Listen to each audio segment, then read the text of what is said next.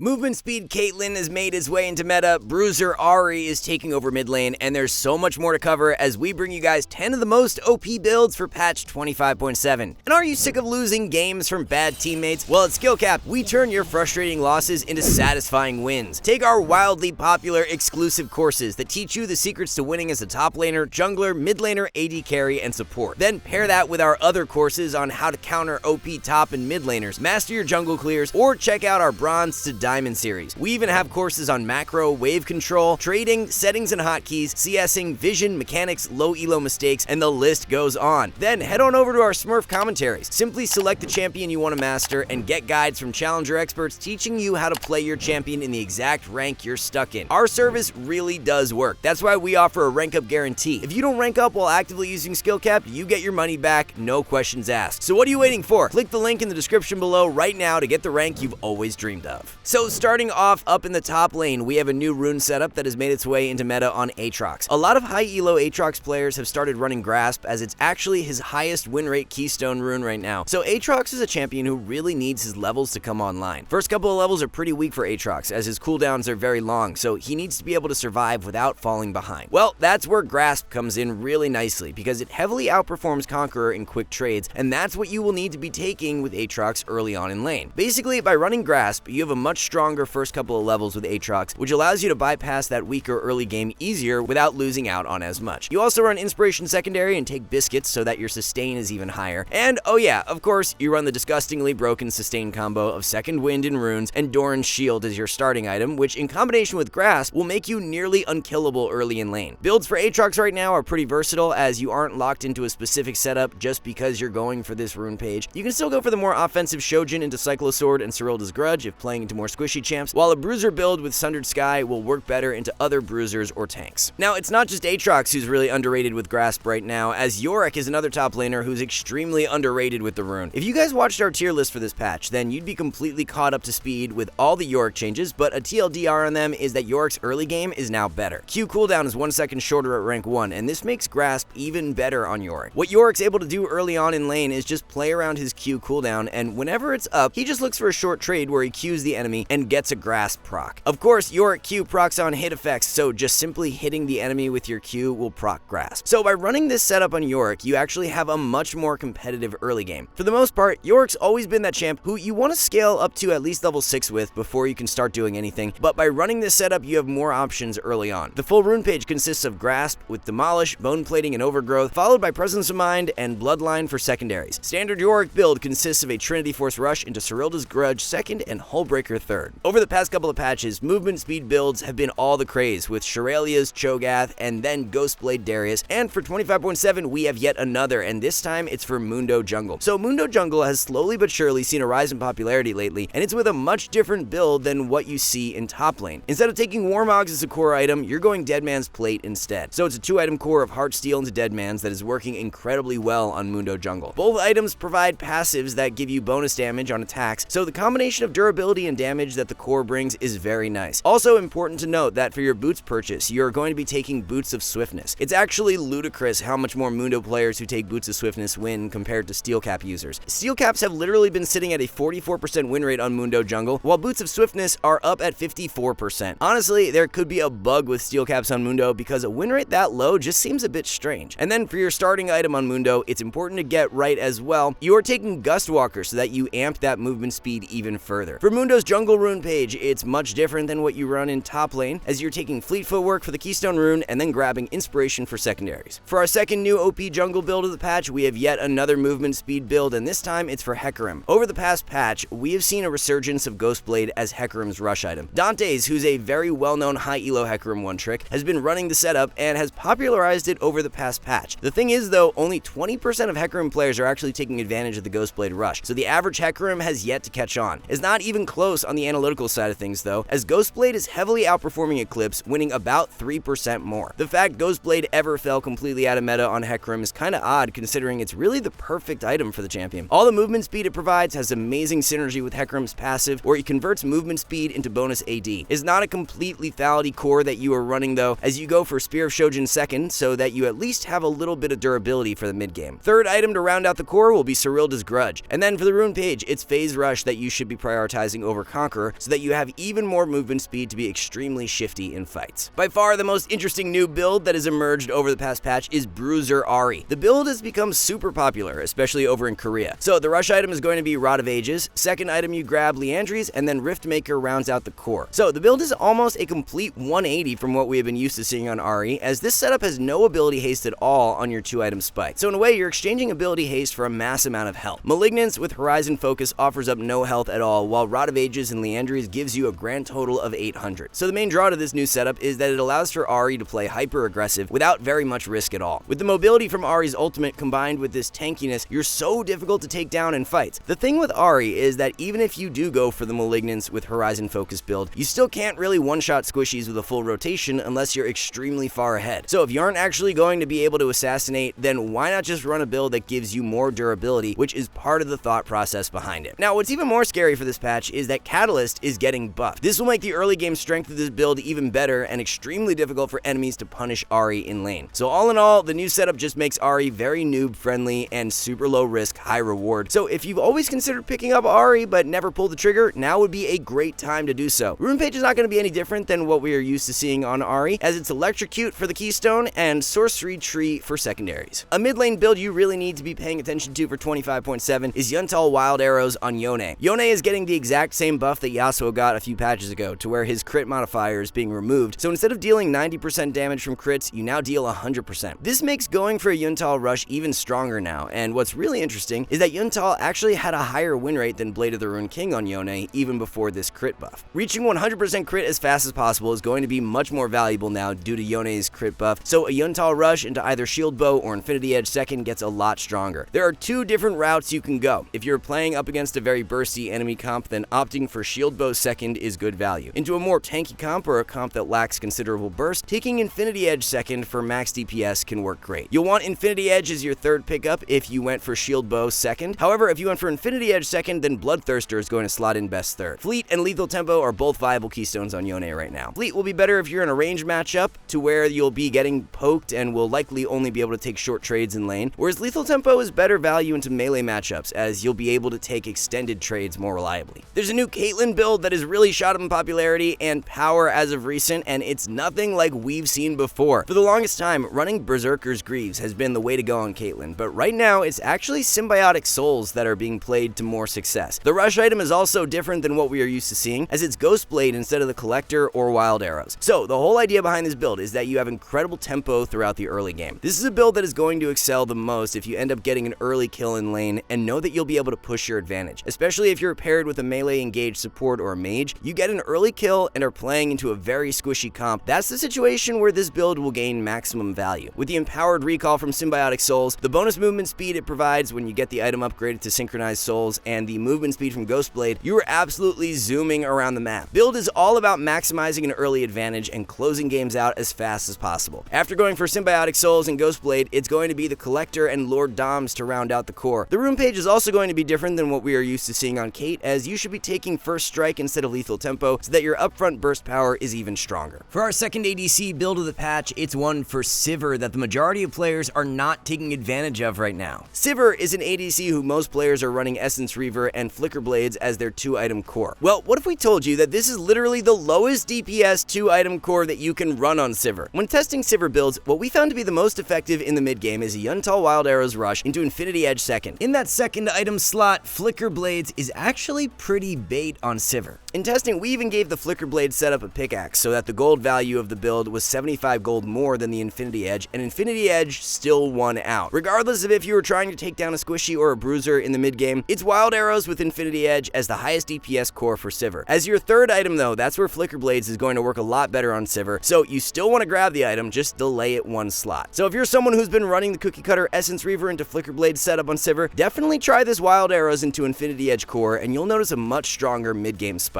For the Rune Page on Sivir, it's going to be Lethal Tempo with Presence of Mind, Bloodline, and Cut Down, followed by Free Boots and Biscuits for secondaries. One of the best Alistar players in the world has started running a super offensive setup on the champ. Alicopter, who's consistently the best Alistar player in NA, has recently swapped to running Electrocute for his Keystone rune instead of Aftershock or Phase Rush. Electrocute got buffed a few patches back, which is why the rune has more viability on Alistar now. Based on the analytics, it's actually performing very well too, as it has a pretty much identical win rate to Aftershock and Phase Rush. rush. Rune Page is not the only unique part about the setup though, as the build is completely different than what you're used to seeing. Rush item is Zanya's, you go into Shrelia's second, and then Bloodsong is what you run for your item upgrade. So it's just a full-out damage-oriented Alistar build, which makes his catch power way more powerful. You don't have to rely as much on your teammates to follow up with a ton of damage on your engages, because you'll easily chunk squishies for around 50% of their health bar with your own combo. The build is just incredible if you get ahead, because with the Zanya's purchase, it really unlocks Alistar to look for aggressive dive plays, as he can soak a ton of damage with his R active, and then when he falls low on health, just pop Zanya's to drop tower aggro. Poppy support is going to have a more offensive rush item that she can opt for in 25.7 as Umbral Glaive is buffed. In recent patches, Umbral was played a little bit on Poppy and did have a pretty good win rate, so with the item getting stronger, it will be a serious consideration now. So by rushing Umbral Glaive on Poppy, your burst power is going to be a lot higher. However, there's a trade-off as you will be much more squishy. To combat this, what you can look to do in runes is actually take Aftershock instead of Hail of Blades for the Keystone rune. This way you still have some nice durability when diving into fights, but are able to burst out your targets faster than if you rush Deadman's Plate. You're still going to build Deadman's eventually on Poppy, but you'll pick it up second after rushing Umbral. So in games where you get ahead early on and really want to push your advantage, the Umbral Glaive purchase is going to be a really good option for 25.7. Alright guys, one last thing, our rank up guarantee is insane. It's like signing up for the gym and getting a refund if you don't get ripped. That's how confident we are in SkillCapped. We obsess over making the best guides with top players, rigorous testing, and top tier video editing to make your climb easy. If you're ready to level up, visit SkillCapped.com and see the difference. So that's going to be all for this one, guys. Those are 10 new powerful builds and rune setups that you can look to try for 25.7. Thank you all so much for watching, and we'll see you in the next one.